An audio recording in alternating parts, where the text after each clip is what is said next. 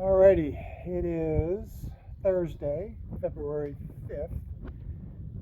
Still pretty chilly here in Florida, North Florida, but it's getting a little better each day.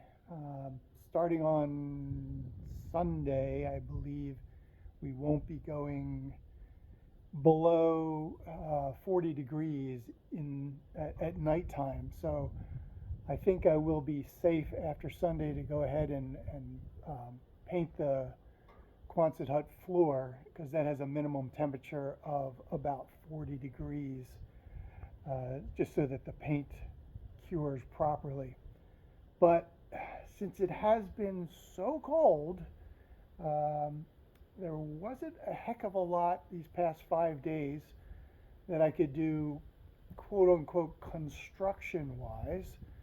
So I decided maybe some destruction would be in order, which I can do even though it's pretty cold out. Or maybe deconstruction would be a better term for it instead of destruction. But anyway, there's a room that they added to the end of the mobile home here that was a storage room, really. And I'll take you in to see that in just a second. And I decided I'd start clearing that out. It had some shelves in there and just a bunch of junk that I took out of there, cleaned it out, and then started to prepare it for becoming maybe, I don't know, maybe an office slash entertainment room. It's pretty small. It's only about 13 by 12, I think. So it's pretty small, but enough for an office, maybe a little couch and a big screen TV. So let me switch this around and I'll show you what I've got going on there. All right, so this is the end of the trailer. I think the actual mobile home ended right about here, and they extended it with this extra room, like I said, about 13 feet. So let's go in and take a look at that. So it's got its own stairs up to this little platform, which is nice. And then there's a door. It has its own separate entrance. There is no entrance from inside the mobile home to get into this room. Although I'm thinking about maybe tearing out a window and making a door. I'm not really sure what I'm going to do with that just yet. You'll see it in a minute. Okay, so let's go up here. And this opening here at the end, I don't know what it is with these people, but they love to just take an opening and slap a piece of OSB on the outside, screw it on there and call it good. I mean, they had this weird shaped piece of OSB here. Yeah, and it just screwed on there. So I'll tell you what I'm going to do with this opening here in a minute. But yeah, I ended up pulling that off, and it's just on this scrap pile over here. There's a bunch of scrap that's got to get burned. But yeah, that had to come off. And then up here, this is pretty nasty too. This is just OSB. Got a piece here, here. That's a separate piece from this one, and then there. And they don't even really fit properly. You can see that there's openings around that beam. There's openings down over here. Just, it just lets bugs and all kinds of stuff get in there, and it just gets pretty nasty. So it all has to come off. It's got to get cleaned, and then new pieces will be cut, and then it will be caulked and sealed so that nothing gets in there. And then they actually had a wire coming out of here it was just hanging here. I guess at some point they wanted to put a light out here, but I pulled that out, and I think what I'm going to do is eventually I'm going to put a gooseneck light just right over the door here. And this door, it's in decent shape, but you'll see in a minute when I open the door that along the bottom the seal half of it has been torn away, and it allowed water to get into this room, and the plywood of the floor, the underlayment, was starting to bubble up like this.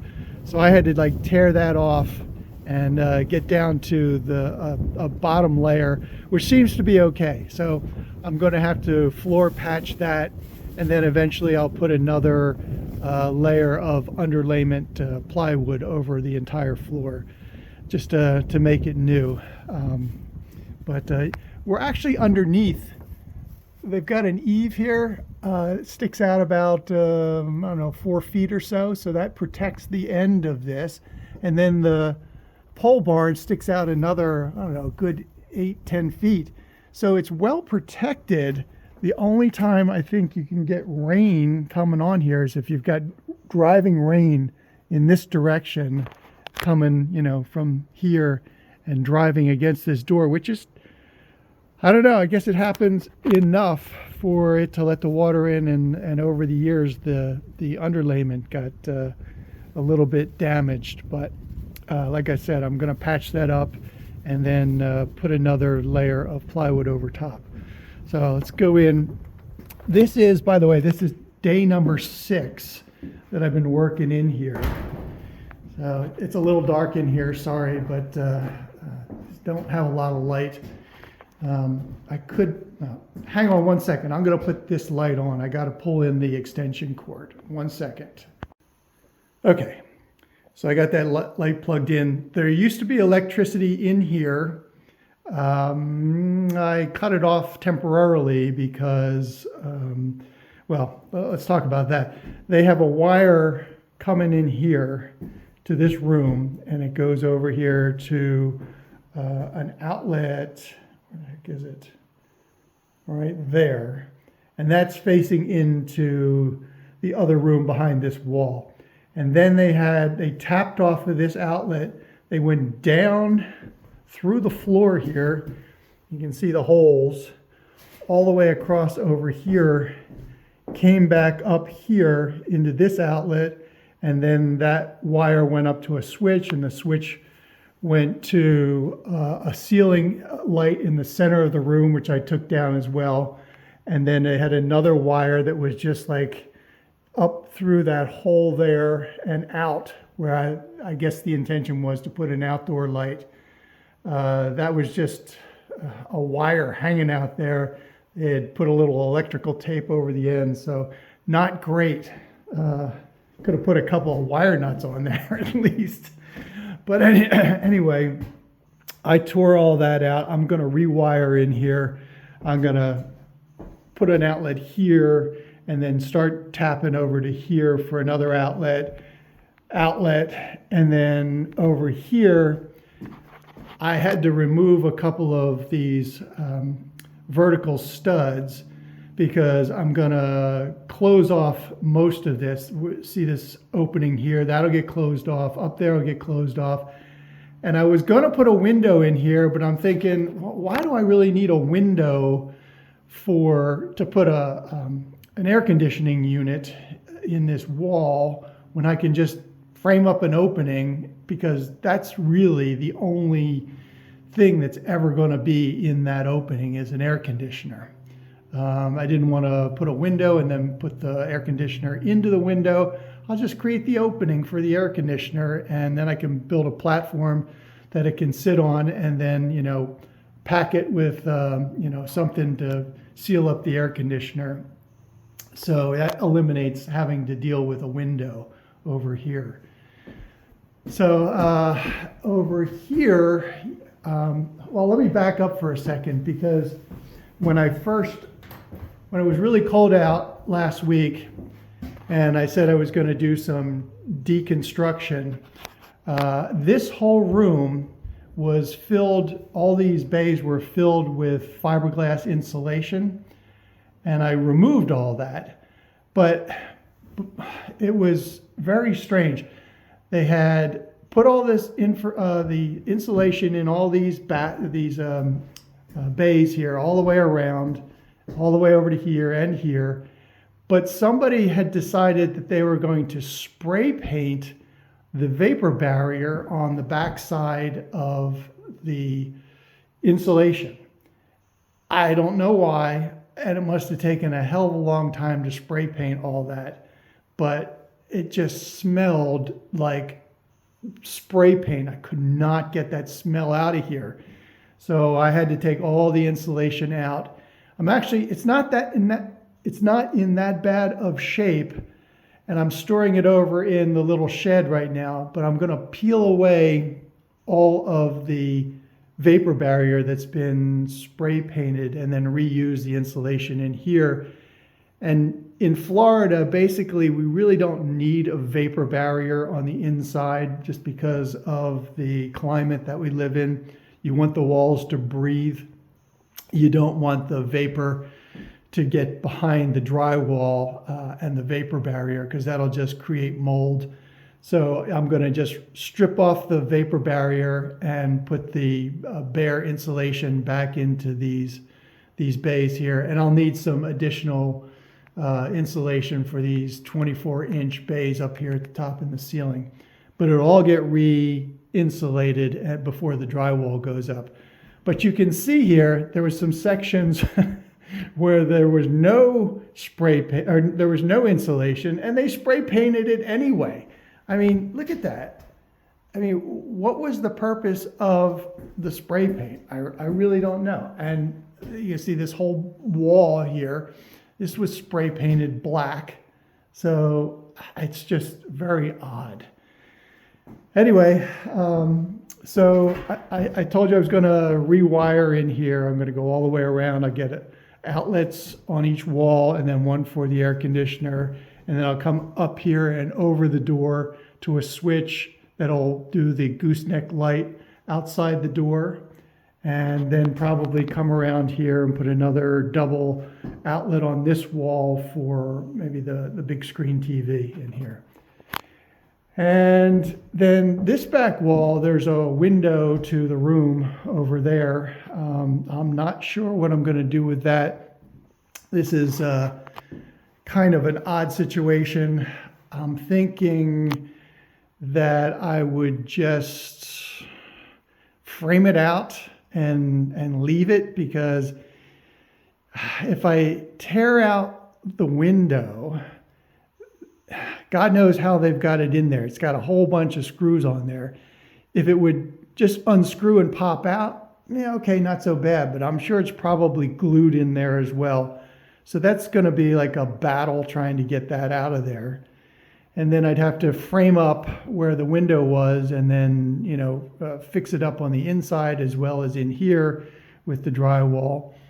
And then I'm thinking, well, maybe I can just frame it or frame around it and put a curtain over it. I don't know, that would, prevent me from having to deal with the window and how to get rid of it, because I'm not going to use it anywhere else. And then I thought maybe I'll take it out and put a door there. That way I can get into this room from inside the mobile home without having to go outside and all the way around. I don't know. I'm kind of torn with how to deal with this. If anybody's got any suggestions, let me know. But yeah, that's still a quandary. So for now, the plan is to just drywall around it, frame it up, maybe put a bookshelf in front of it, who knows. And you can see that yesterday I spent a bunch of time, I furred out this wall. I had to rip down some 3/4 inch pieces of 2x4s and put them in here. They've got these horizontal members here, but that just wasn't really good enough for putting up drywall. So I had to cut pieces here for, in here and in here, and then in here and down here and in here and there. So there's a lot of little pieces to just put in there to get it ready for drywall. And there were some weird little plates that had come up from the bottom, and it was just like sheet metal down here and somewhere around here and here and here. And they had stuck about 20 staples into it. So I had to work at pulling that all off and getting it ready so that the drywall will sit flush against the wall. All right, and then up here, this is another very strange thing. Look at these trusses here. So they had made these trusses, okay? So they've got a bottom member, and then up here are the top members going up for the roof. And then they had a vertical member here, I'll show you here, coming from the top center down to here. And what they did was they nailed it up there, and then they nailed it to this 2x4 at an angle. So it was like kinked over, instead of just, putting a piece of 2x4 under there so that the thing is straight up and down. So I spent some time, I unnailed these, put some 2x4s underneath where this thing would sit, and then re-screwed it together. I did it here, here. I think there's 6 of them. There's a perfect example. You can see this one I really couldn't get to. So it's kind of at an angle here. So I fixed all that. And the other question I had was on these bottom members, it's like 13 feet long. And okay, I can understand they didn't have a 13 or 14 foot 2x4. So they have split it, but the split happens like over here, not in the middle. I mean, who does that? It just kind of hurts my brain to think that you would put the split here and then not in the center. The way I would have constructed these trusses is to make them all in one plane, so that this would go like right inside the truss. That way you wouldn't have 2 layers. So you got one here and then one to the side of it.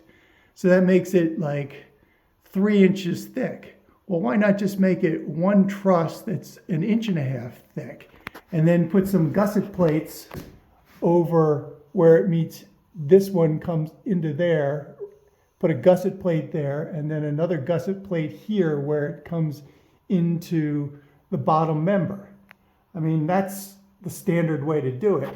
In fact, if you look at the old mobile home, the way they did it, they got a vertical member here, and then they got the gusset plate there, and then they got members going that way, and it's all in one plane. You don't have two different planes to deal with. So what I'm going to do, just to satisfy my OCD, is I've cut some boards that will go along here and along here, and then I can put, let's see, wait a minute, no, I'm sorry, I'll go on this side. I got a board here and a board here, the 2x4s, and then I'll put a piece of plywood as a gusset plate that extends 2 feet on either side. So it'll be like boom, boom, boom, up to the ridge and then down. So it looks like a little house, kind of. And that'll just get screwed on there flat, and that'll stiffen up these trusses even more.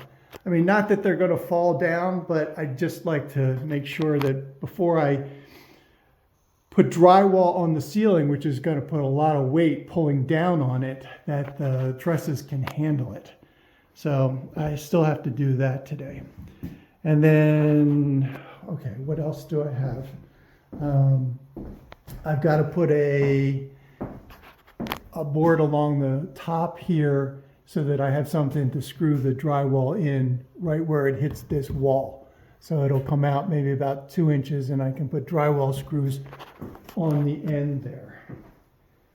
And so kind of have my work cut out for me today. Going to try and seal up this opening today with some aluminum. Back to cutting aluminum with the aluminum cutting saw. That's always wonderful. But at least I can get this closed up, and then I'll make something to fit in this opening temporarily, and to seal it up before I can get an air conditioner in here for summer, because probably by about mid-April I'm going to need air conditioning in here. And I'm thinking about for next season, when it gets cold, what kind of heating I want to do in here. I mean, I can always just plug in some little ceramic heaters to keep this little space warm, or I may put a hole in the wall here that I can run like a propane pipe through, and then get one of those indoor blue flame propane heaters, and then the propane tank can sit out on the porch over there. And because it's supposed to sit outside, obviously. So then I could run a little propane heater in here. And of course, I'd put the carbon monoxide detector in here as well, just to be safe. But they have protections built into them. I did a little research on indoor propane heaters. So that would, boy, that would heat a little space like this up in like 5 minutes, no problem whatsoever. And yeah, this door, probably gonna have to repaint it. The door itself is in decent shape, but if you come in here in the morning and you can see when the door is closed that there's light coming through the bottom between the door and the sill plate, and that's where the water was getting in. You can see here, this is where I had to tear up the top layer of the plywood. This wood colored part, that seems to be fine. So I'm gonna trowel in some floor filler that I've ordered. It should come on Saturday, or actually, no, I think it's coming tomorrow. And then I'll put another layer of plywood over top of everything in here and paint it, just so that I have a fresh plywood floor for in this room. And you can see there was a little bit of damage over here as well. But the rest of the plywood seems to be in pretty good shape. So that'll be probably job number one after I get all the trusses done, just to fix the floor up, then get the insulation in these bays here again. And I do need to clean out and seal along the ridge line, along the end of the trusses here. I'm going to foam. First I'm going to caulk, and then I'm going to foam along here, just like I did in the little shed. This side doesn't seem to be open to the outside, at least, I mean, I can't see it from here, but over here, you can actually see openings to the outside. So this side has to get caulked and then foam sealed all along here before I do any insulating and putting the drywall up. And this end wall, again, like I said, that's a disaster here. All that OSB has got to come off. It's got to get cleaned, washed, and then new pieces will be cut. And when the new ones go up, it'll get all caulked and sealed. So, you know, no creepy crawlies can get back in here once it's all sealed up again. All right, so that's my new little de facto project here.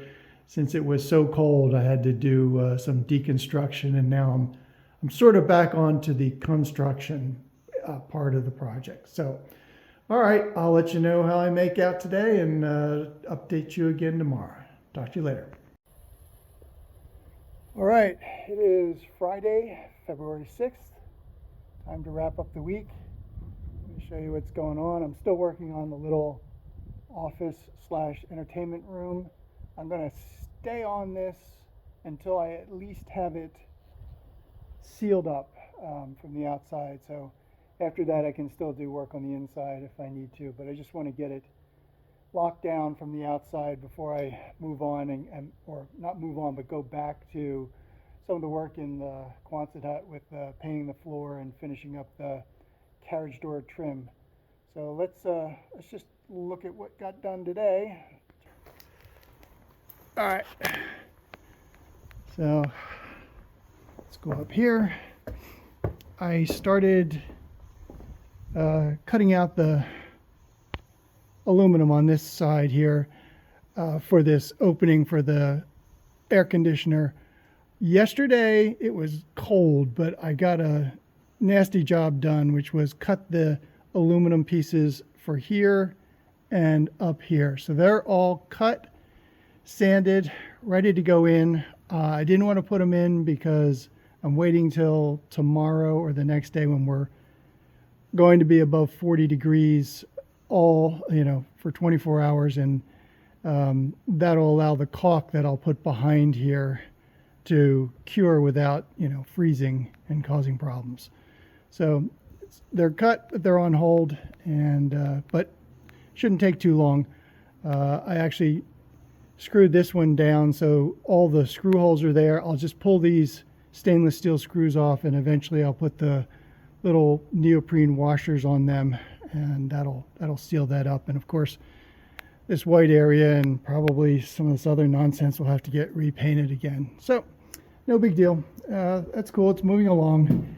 In here, I got, sorry for the light coming in here, but I got this, I'll call it a header board or nailer board all along this back wall, so that when the drywall comes in here, I'll have some place to screw it right at the edge there. So that's all in place. So this back wall basically is done, except for still haven't decided what I'm going to do with this window. But again, that can kind of wait till later. And then I started putting up my nailer boards up here for where the gusset plates are going to go. So I've got them here, there, and there. And I still have these last two to do here because they've got these 2x4s sticking out on the awning there, and it makes it really difficult to get in there to put those nailer boards up. So when I tear off this OSB off the end here, it'll allow me to get in there a lot easier, and I can get those nailer boards up. And then of course the idea was to have a gusset plate go from here all the way along up and up to the ridge there. So it'll be all this section be flat, and then it'll get screwed into place, and that'll really stiffen up these trusses completely. They'll be sturdy as hell. I mean, not that they were going to fall down, but it's just something I felt was necessary to do. And then let's see what else. So this is the opening for the air conditioner from the inside. You can see I put some, this was just temporary to help me guide my blade when I was cutting this aluminum on the outside. But this is going to get framed up with this same outside semi-treated boards that I put around the carriage doors. So that will that'll finish this off. It's going to be a little different. I'm going to have a piece that goes from here to here straight down. Then there'll be a piece that sticks out maybe about an inch or so, and then the rest of the piece will come out, and it'll stick out a little bit for the drywall to come into, and then it'll get framed on the inside. But that little piece that sticks out here, it'll be a vertical piece.